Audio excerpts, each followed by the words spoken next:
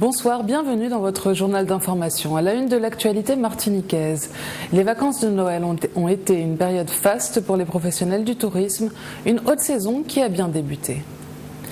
Et l'homme qui a été retrouvé hier, ligoté dans une voiture en feu sur le parking d'un hypermarché de Dillon, a été identifié. La SARA présentait cet après-midi une pile permettant de récupérer l'excédent d'hydrogène de la raffinerie, une première sur le territoire. Nous développerons ces titres dans l'émission. Et notre invité aujourd'hui est le président de l'Union des commerçants foyalais, Georges Jabour. Bonsoir Monsieur Jabour, merci d'avoir accepté notre invitation. Nous reviendrons vers vous tout à l'heure. Avec plaisir.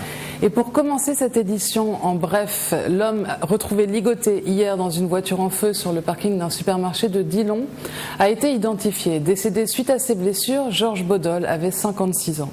Il était chef d'entreprise, originaire du François et habitait quartier Bontemps-la-Cour au Saint-Esprit.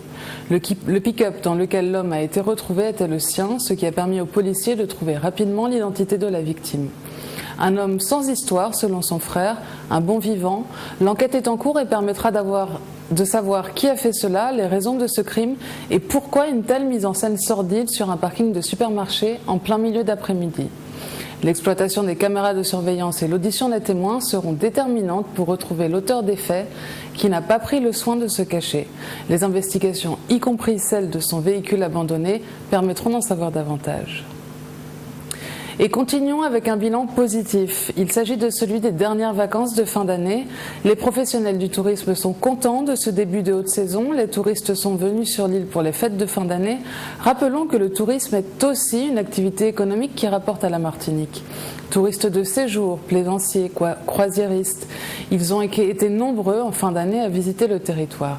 Un reportage de Jean-Pierre Zabulon.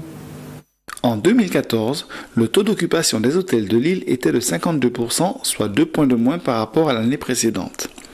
Les résultats du premier trimestre 2015 étaient tout aussi mauvais, avec une baisse de près de 7%. Les responsables du tourisme et les hôteliers en connaissaient la cause, le déficit du trafic aérien vers la Martinique. La fin d'année 2015 en est tout autrement, selon Odile Delors, directrice commerciale des sites Pierre et Vacances. Le bilan de cette fin d'année, nous sommes très satisfaits. Cette saison s'annonce très très bien. Nous ne pouvons que nous en réjouir et espérons effectivement que la suite de la saison se passera toujours aussi bien. Cette saison particulièrement a très très bien démarré. C'est vrai qu'on a eu des saisons les saisons passées étaient un petit peu plus laborieuses. L'année dernière c'était un peu plus compliqué. Cette année en tout cas, depuis la nouvelle saison, c'est-à-dire en gros novembre-décembre, on note vraiment un beau taux d'occupation de notre hôtel. Ouais. On reproche souvent aux Antilles françaises leur mauvais accueil touristique. À la lumière des bons chiffres du tourisme, il semblerait que le problème résidait sur les difficultés d'accessibilité à notre île. Je pense qu'aujourd'hui, justement, des formations dans tous les hôtels ont été mises en place. Je pense qu'il y a une belle sensibilisation aussi de la population locale et nous n'avons pas à rougir de notre accueil. Nous avons du personnel qualifié, mais non, il me semble que nous avons aujourd'hui, en tout cas en Martinique, une très belle prestation hôtelière. La recrudescence des escales des bateaux de croisière dans nos eaux est aussi un signe positif de la bonne santé du tourisme en Martinique. Et en bref, à nouveau, hier, une trentaine de gendarmes ont mené une opération de lutte contre les petits trafics de stupéfiants aux abords du lycée Torail à Rivière-Salée. Après avoir ratissé les abords, les gendarmes mobiles et l'escadron départemental de la sécurité routière ont procédé au contrôle des sacs, des sacoches des élèves embarquant dans les bus. Une opération menée en accord avec le chef d'établissement. Si aucun produit stupéfiant n'a été découvert, le but était aussi d'afficher une visibilité. Ce type d'opération est amené à se renouveler. Et la SARA a présenté cet après-midi une pile à hydrogène, présentation qui s'inscrit dans le cadre des projets d'énergie nouvelle. En effet, cette pile est destinée à produire de l'énergie à partir de l'excédent d'hydrogène produit à la raffinerie. C'est la première fois qu'une telle pile sera utilisée sur le territoire martiniquais. Un reportage de Walter Pintor. Dans le cadre de ces projets énergie nouvelle présentés à la presse au mois de septembre dernier, la SARA nous a conviés aujourd'hui à une conférence afin de nous présenter l'arrivée d'une pile à combustible de 1 MW fournie par HDF, Hydrogène de France, destinée à produire de l'électricité à partir d'hydrogène produit à la raffinerie. Le projet Hydrogène de Martinique est une première pierre à l'édifice du développement durable en Martinique, dans la mesure où les piles à combustible ne rejettent que de l'eau quand elles produisent de l'électricité. Elles permettront demain de participer au stockage des énergies renouvelables intermittentes et à l'autonomie énergétique du territoire.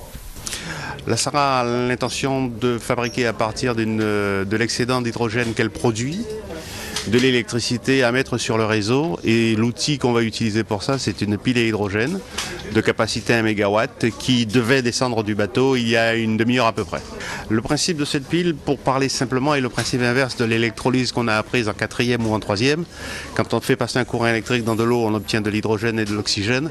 À l'envers, quand on met de l'hydrogène d'un côté et qu'on met aussi de l'oxygène de l'air, on obtient de l'électricité et de l'eau. C'est un principe simple, maintenant c'est un petit peu plus compliqué quand même quand on est dans la machine. Aujourd'hui, la capacité de la pile est prévue pour 1 MW. Elle est donnée pour 1 MW de production de puissance électrique. C'est la première fois que ce projet sera utilisé sous le territoire de la Martinique et préfigure la mise en place d'une filière hydrogène dans notre département et plus largement dans les DFA. De la culture et des traditions maintenant. La résidence d'artistes La Martinique et ses ballets Acte 4 commence demain jeudi 7 janvier au Fond Saint-Jacques à Sainte-Marie avec une présentation du ballet dans la Caraïbe. Et vendredi, la maison du ballet de Sainte-Marie accueille les scolaires pour une masterclass avant la soirée ballet ouverte à tous. Les maîtres du ballet y présenteront leurs vœux. L'entrée est gratuite. Et entrons au cœur de l'univers de la banane.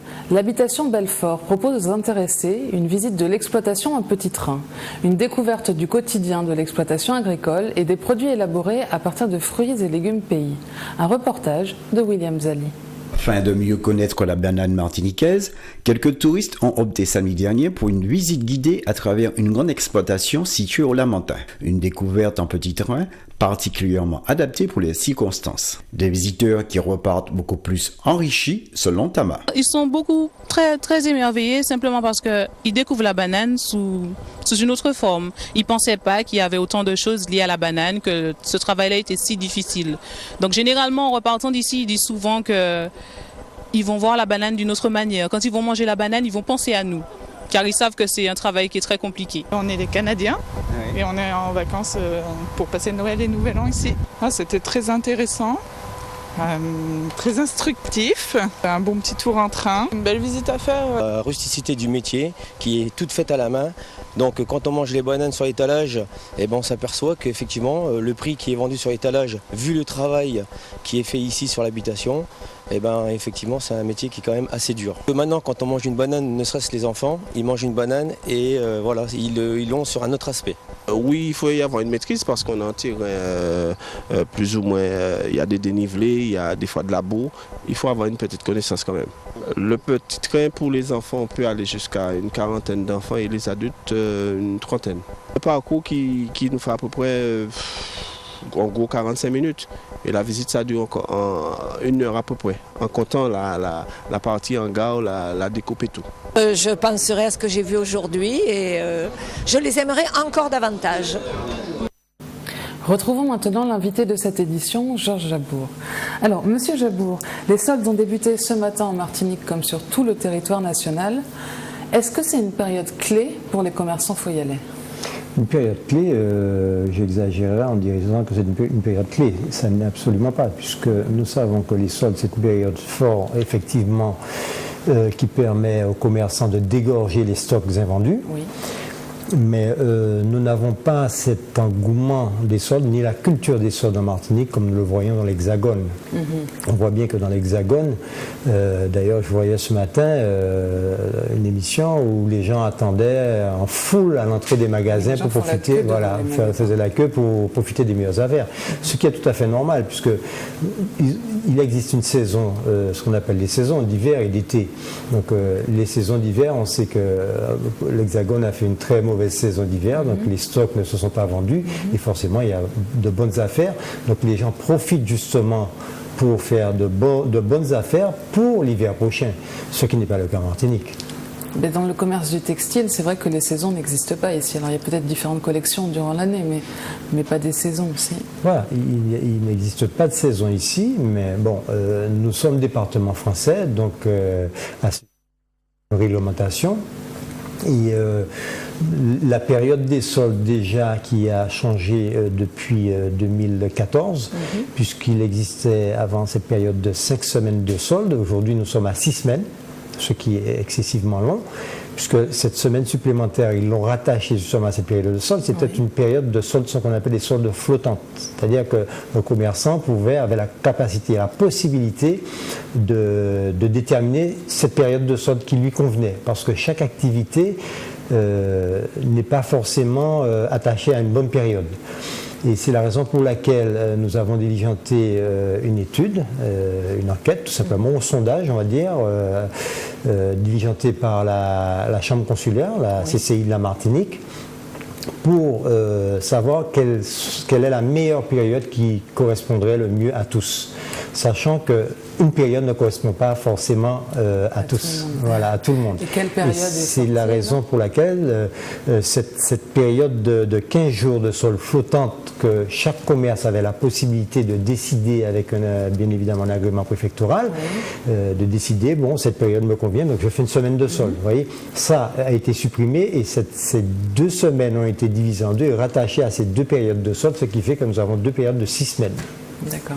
Et alors, est-ce que les réductions sont aussi importantes que les réductions qu'on peut trouver en métropole, dans les boutiques? Bien évidemment, vous savez, les réductions vont de 20 à, je dirais, à 70%. Donc les réductions sont équivalentes à ceux de métropole, puisque vous savez bien que les invendus, il faut bien dégorger les stocks, les dépôts pour pouvoir accueillir les nouvelles collections. Sinon, les choses s'entassent et puis après, voilà, on ne s'en sort pas. Et alors, y a-t-il un déséquilibre ici en Martinique créé par les centres commerciaux qui sont construits et installés à l'extérieur des centres-villes, et notamment à l'extérieur de Fort-de-France? Forcément, un déséquilibre, peut-être pas, mais un manque à gagner, oui, puisque, vous savez, Fort-de-France a vécu des événements ces dernières années qui fait que l'économie, le commerçant qui se rend compte que bon, tel secteur fonctionne mieux, converge vers ces secteurs-là. Et on peut constater aujourd'hui même les zones, ce qu'on appelle les zones industrielles, sont devenues des zones commerciales. Oui. Vous voyez, donc faute de place justement autour des périphéries de ces fameux centres commerciaux. Donc Fort-de-France doit aujourd'hui se requinquer, puisque nous avons le TCSP bientôt qui va voir le jour, nous espérons assez rapidement, puisque nous souffrons malheureusement de ces travaux récurrents depuis quelques années, mais bien évidemment il n'y a pas d'œufs sans casser des œufs, il n'y a pas d'omelette sans casser des œufs, pardonnez-moi. Donc nous attendons, mais n'empêche que c'est sûr que l'économie et le commerce de Fort-de-France en souffrent. Ça, c'est une évidence. Alors, quelle serait la solution, selon vous, pour peut-être redynamiser ou retrouver l'attractivité du centre-ville? Déjà, réaménager la ville, s'occuper vraiment du cadre de vie de la ville, donner à la ville sa noblesse de capitale. Puisque Fort-de-France s'aménage, je prends l'exemple, vous voyez, la savane que nous avons a été réaménagée 3 fois. Mais le centre-ville a été laissé pour compte depuis quelques années, forcément parce que la périphérie a besoin d'être rénovée, réaménagée. Mais je crois que c'est un tout. Il faut tenir compte justement de ce cœur de ville qui est le cœur névralgique économique dont il faut tenir compte. Si on ne tient pas compte de ce centre commercial, parce que Fort-de-France est un centre commercial, et le plus grand centre commercial de la Martinique, puisque nous avons près de 1200 commerces et services. Aucun centre commercial n'offre cette variété et cette diversité de produits. Donc, il faut inciter l'investissement, il faut inciter les entreprises à se réapproprier cet espace pour impulser une nouvelle dynamique et faire venir naturellement les gens sur Fort-de-France. L'offre, au fur et à mesure qu'elle va s'élargir, forcément, le client va s'en rendre compte, il viendra, il convergera.